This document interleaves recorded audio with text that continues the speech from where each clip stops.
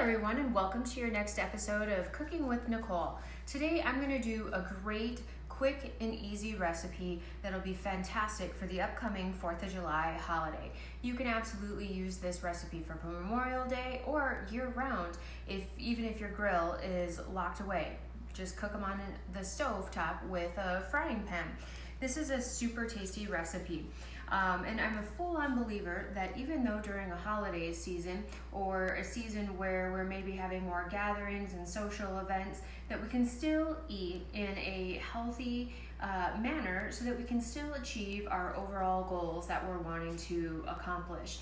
It's just a matter of preparing and finding those recipes that are going to work for you, and most people aren't even going to be the wiser that they're a good, healthy recipe to try. So today we are going to make turkey, bacon, cheese, and ranch burgers. These will be fantastic on the grill.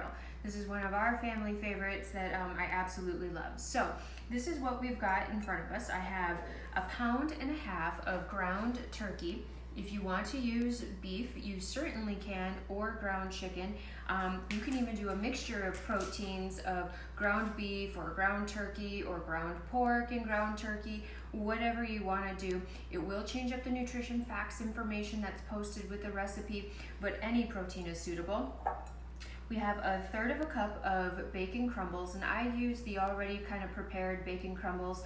I get mine at Walmart. You can find them at Costco and Sam's Club as well. And then I have 1/2 cup of shredded Colby Jack cheese. 1 package of ranch dip mix for our flavoring, and just some pepper for additional seasoning. So what you're going to do is, in a mixing bowl, you want your ground turkey at room temperature, most part because you don't want your hands to freeze when you're starting to mix everything together. So you take your mixing bowl with your ground turkey and simply just start adding in your other ingredients. If this mixture gets a little too dry and is hard to combine, you can simply add a tablespoon to 2 tablespoons of heavy whipping cream, just to add a little bit of moisture to make the burgers stick together. And then I'm going to put on some gloves here to create our patties. This recipe makes 6 servings, or 6 4-ounce burgers.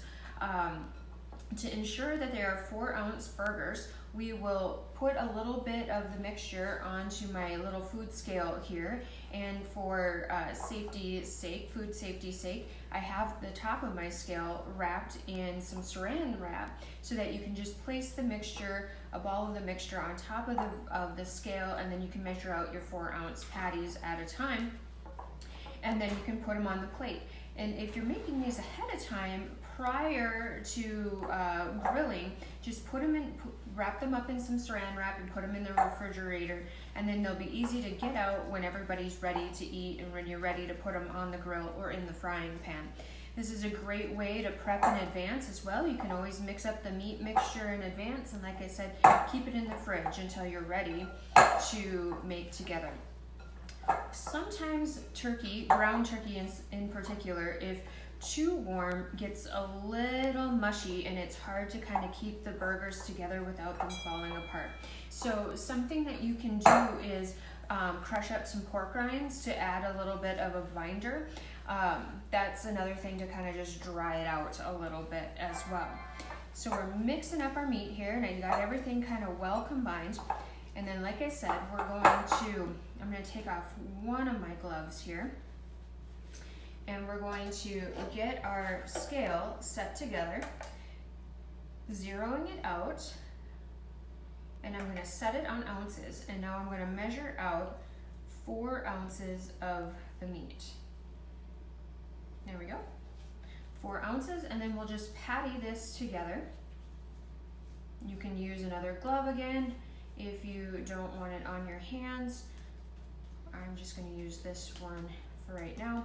A key thing with burgers is to make a center indentation in the middle. This helps to allow the burger to cook more thoroughly through the center and not puff up. If you've ever noticed when you make burgers that the burgers puff up and the center kind of becomes hollow and a lot of juices sit in there, if you put an indentation in the middle of the burger patty like this, it will prevent that burger from puffing up and hollowing out in the center and allows for more even cooking. You're going to cook these, like I said, on the grill or in the frying pan until the juices run clear. This recipe makes 6 servings, 1 burger is a serving, 222 calories, 0.6 teaspoons of sugar or 3 grams of net carb, and 22 grams of protein. A super simple, awesome thing to make for the 4th of July or any day of the week. I hope you enjoy your sweet deal for the day. Have a great one.